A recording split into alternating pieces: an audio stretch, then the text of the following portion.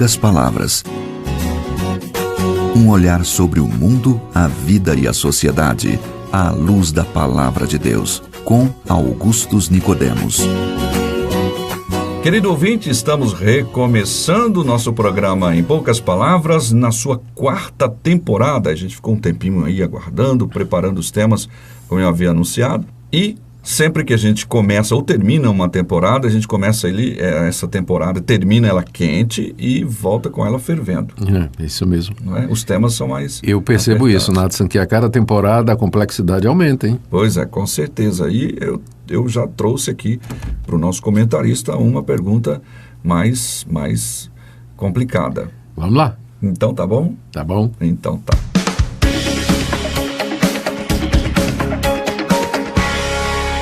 A traição conjugal é uma das situações mais traumáticas para um casamento. Há sempre uma ferida e ela pode ser tão profunda que essa é uma das causas, ou melhor, uma das 2 opções pelas quais a Bíblia permite o divórcio. Mas é uma questão que preocupa a ouvinte que não se identificou sobre esse tema, e sobre isso é que vamos falar no programa de hoje, a questão da traição conjugal.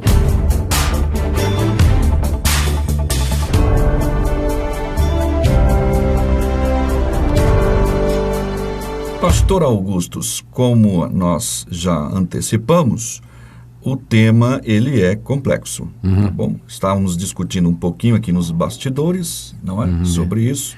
De fato. Então, o e-mail desta ouvinte também, deste ou desta ouvinte que chegou, não identificado, afirma que vive bem no casamento, essa pessoa sabe quem é, obviamente, não é?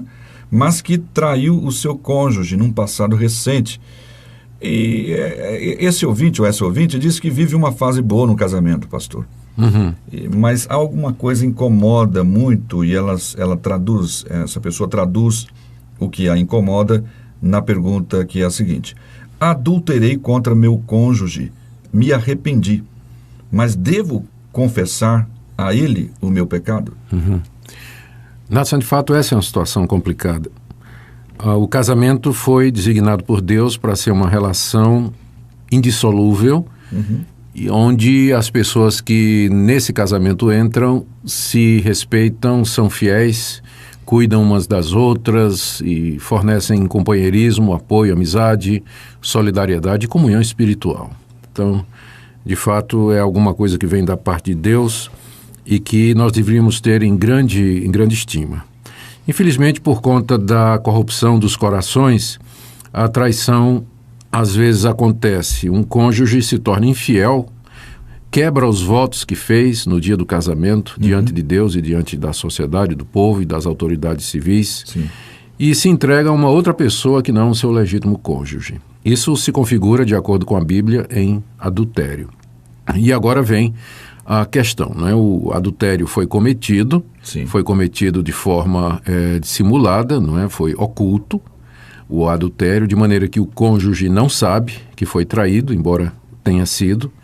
E essa pessoa, por causa da consciência para com Deus, ela está sentindo, ou pelo menos está inquieta, né? Sim. Eu imagino que a inquietação é você conviver todo dia com uma pessoa a quem você fez votos de fidelidade, e que todo dia olha para você e diz: eu te amo, querido, ou eu te amo, querida, e te trata com carinho, e lá no fundo você sabe que você traiu a confiança daquela pessoa e você não disse àquela pessoa. Então essa consciência culpada tem razão de ser, não é? Uma traição foi cometida. A pessoa diz que se arrependeu. Bom, o arrependimento verdadeiro inclui não somente pesar pelo erro cometido, mas também uma tentativa de consertar as consequências daquele mal que foi praticado. Então, num caso como esse, eu entendo que a pessoa que traiu o seu cônjuge, se ela de fato se arrependeu, a primeira coisa era confessar a Deus. Admitir diante de Deus que pecou, diante do Senhor. O 7º mandamento diz: não adulterarás. Então, quebrou o 7º mandamento, tem que reconhecer isso diante de Deus e entregar-se a Deus, pedir que Deus perdoe, que Deus purifique, limpe, que Deus dê graça e força para que a pessoa não venha a cometer isso outras vezes.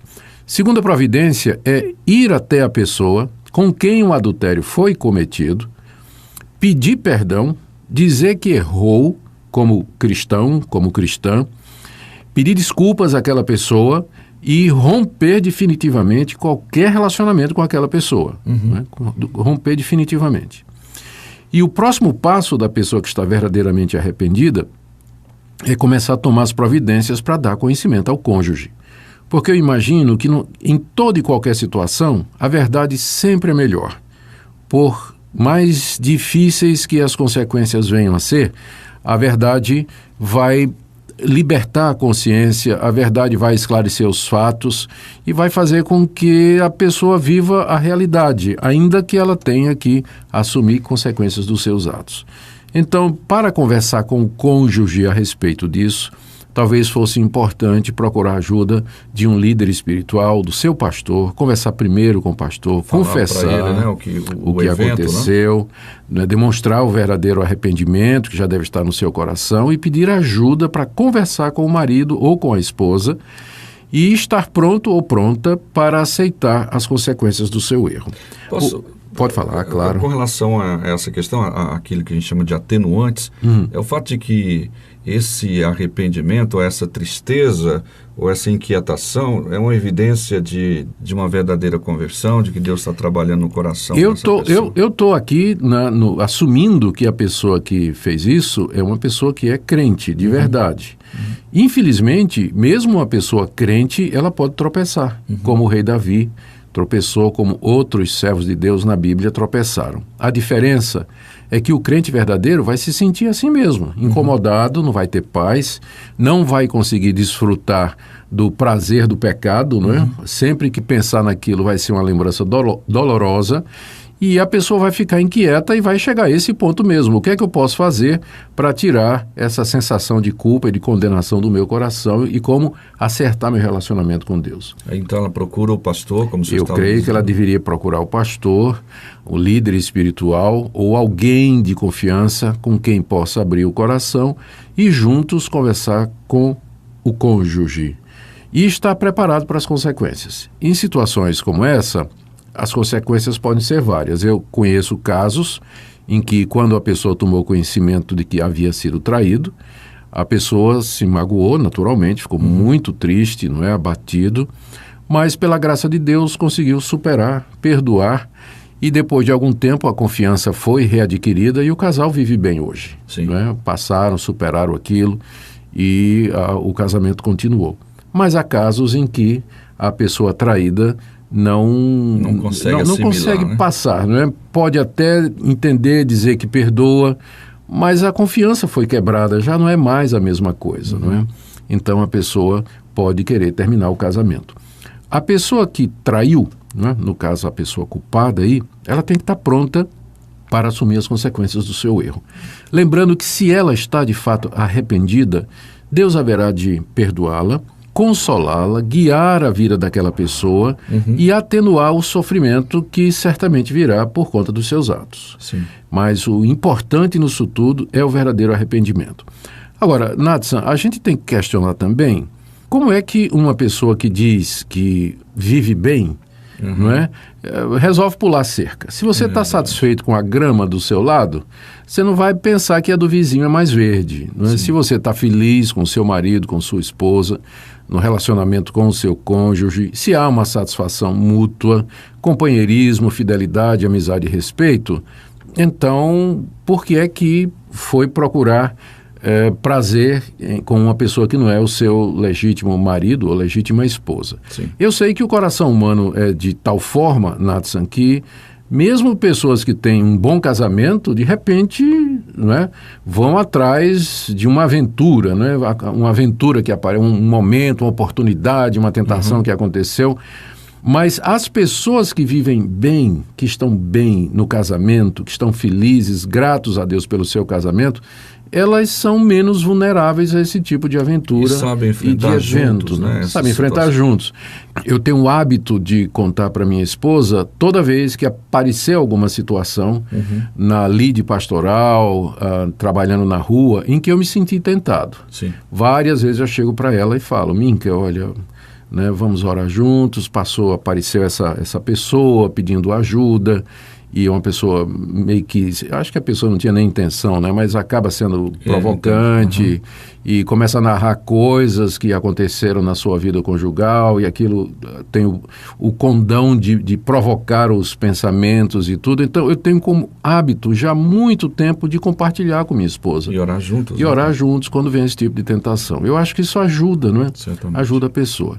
Então, a minha resposta é essa, Nathan. Eu acho que a pessoa deve começar a se preparar para assumir todas as consequências dos seus atos. Aqui tem um princípio que eu esqueci de mencionar, mas acho que é importante.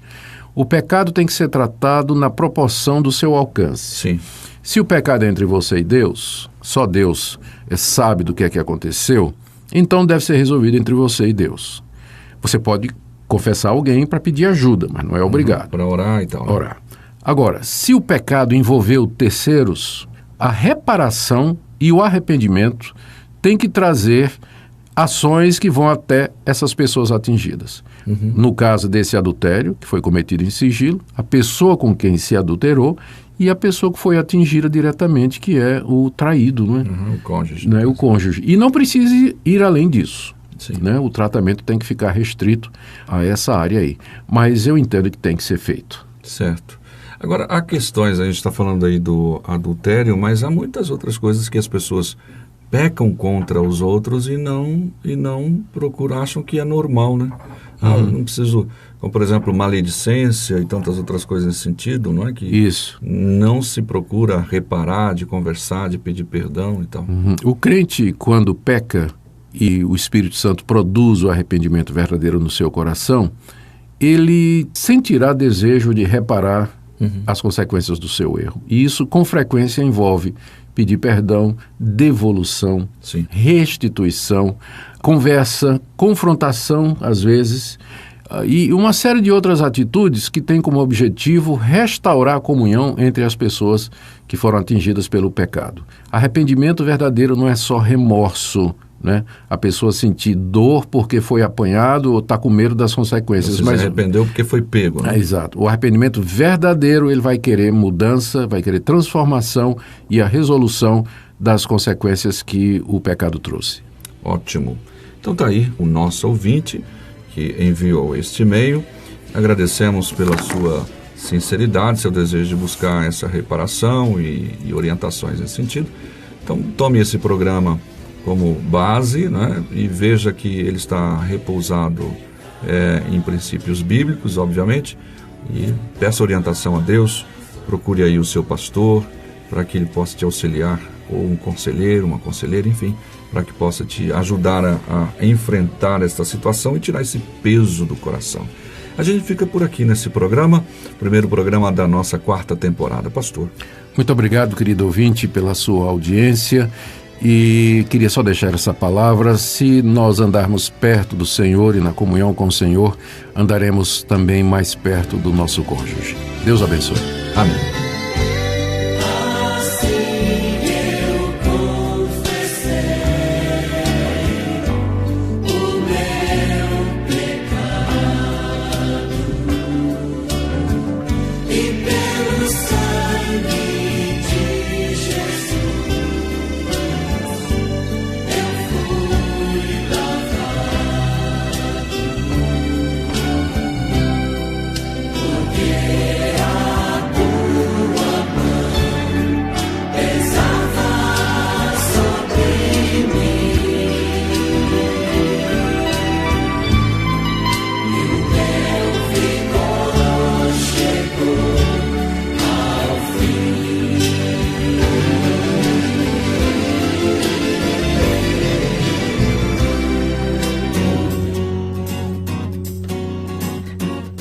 Poucas palavras.